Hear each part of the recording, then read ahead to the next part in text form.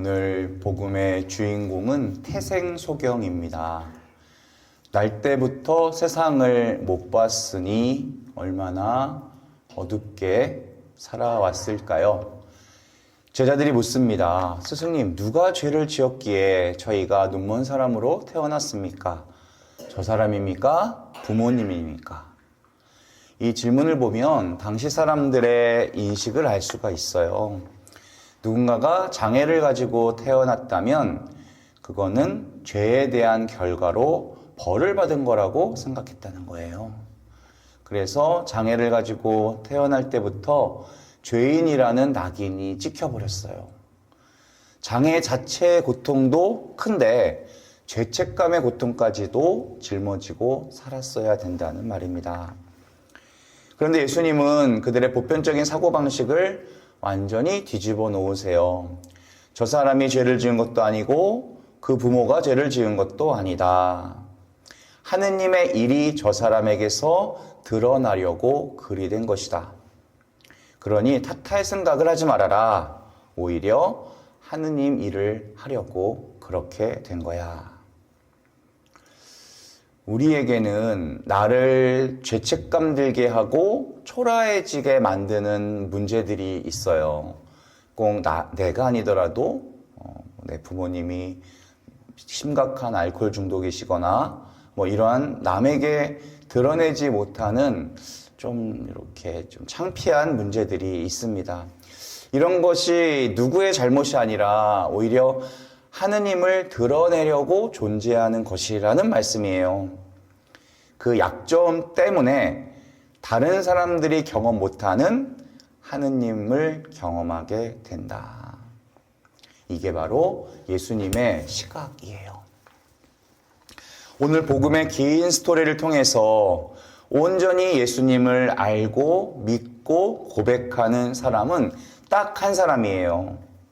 날 때부터 앞을 못 보는 이 한 사람만이 예수님을 알아봅니다.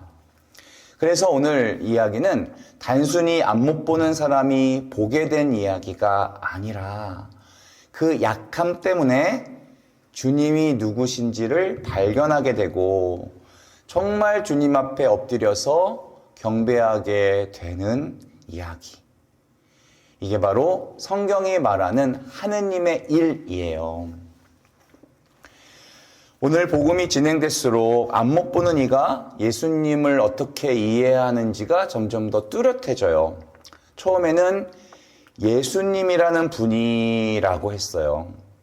그리고 눈을 띄고 나서 뒤에 가면 그분은 예언자십니다. 그리고 좀 더 가면 그분이 하느님에게서 오지 않으시면 아무것도 할 수가 없었을 겁니다. 그리고 마지막엔 주님 믿습니다 라고 고백해요. 그런데 바리사이 사람들은 정반대였어요. 처음에는 그 사람은 안식일도 안 지키는데 하느님에게서 온 사람이 아니야. 좀 더 다가니 죄인이 어떻게 그런 표징을 일으킬 수 있겠소? 죄인으로 이해를 합니다. 마지막엔 아주 대놓고 우리는 그자가 죄인임을 알고 있어 라고 하는 거예요. 점점 더 예수님을 알아보는 눈이 어두워지고 있어요. 그래서 요한복음 9장은 우리에게 누가 죄인인가 라는 질문을 던집니다.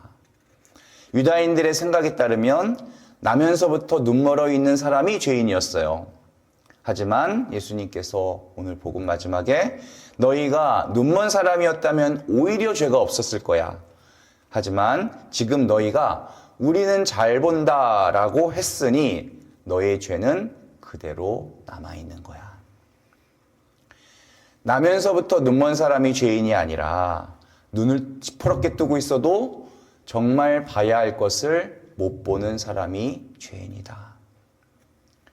눈이 어두워서 정말 중요한 것을 보지 못하는 너의 종교 지도자들, 니들이 바로 죄인이다.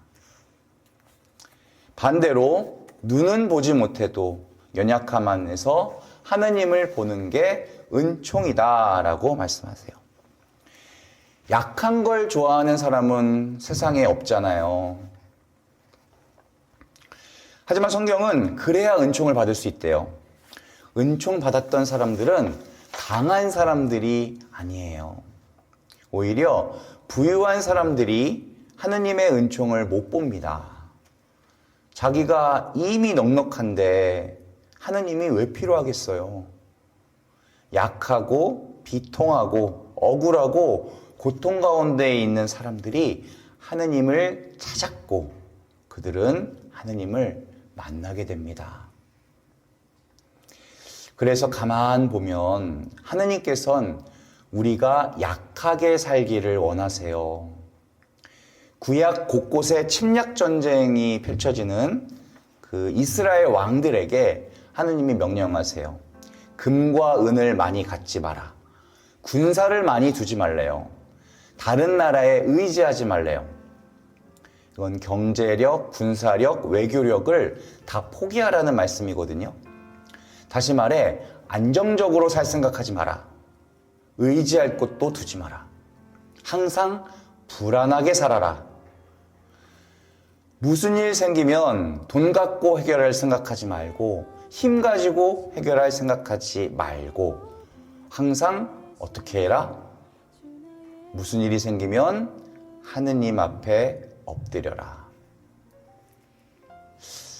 사실 이게 얼마나 불안합니까? 얼마나 초조해요. 누가 쳐들어오기만 하면 하느님께 살려달라고 빌어야 되는 일이에요. 그런데 그렇게 사는 게 하느님 백성의 삶이라는 거예요. 하느님의 백성은 약해져야 하느님의 은총을 경험할 수 있다는 거예요. 그래서 하느님이 우리에게 쓰시는 아주 훌륭한 방법 중에 하나는 우리를 약하게 만드시는 거예요.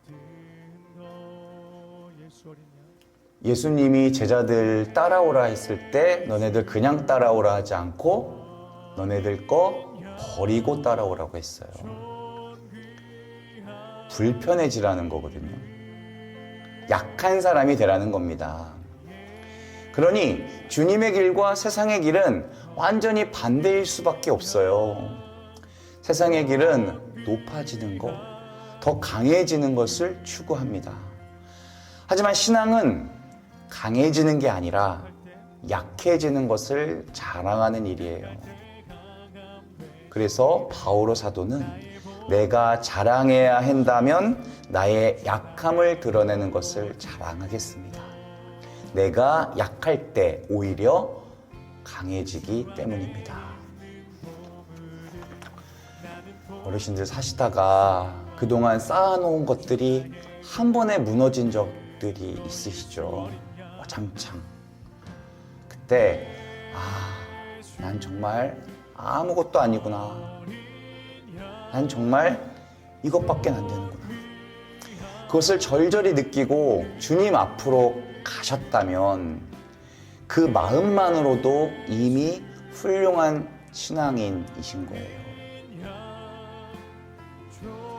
이게 하느님의 능력을 아는 사람의 모습이기 때문에 그래요. 우리가 약해질수록 하느님이 내 안에서 더 강해지신다는 거. 그게 세상의 어떤 것보다 제일 강하다는 거. 그래서 신앙생활은 약해지는 것이고 약해짐을 막 자랑하는 것이에요. 내가 얼마나 약한지, 얼마나 부족한 사람인지를 잘 수용하고 그래서 주님께 매달리는 삶을 우리는 신앙인의 삶이라고 합니다. 하느님께서 주시는 은총과 기쁨은 우리가 연약함을 극복할 때 얻어지는 것이라기보다는 그것을 먼저 인정하고 받아들일 때 얻어지는 거예요. 내 연약함을 은총의 통로라고 생각하시고 그 연약함을 잘 받아들이는 사순 제4주간이 되시기를 기도하겠습니다. 아멘.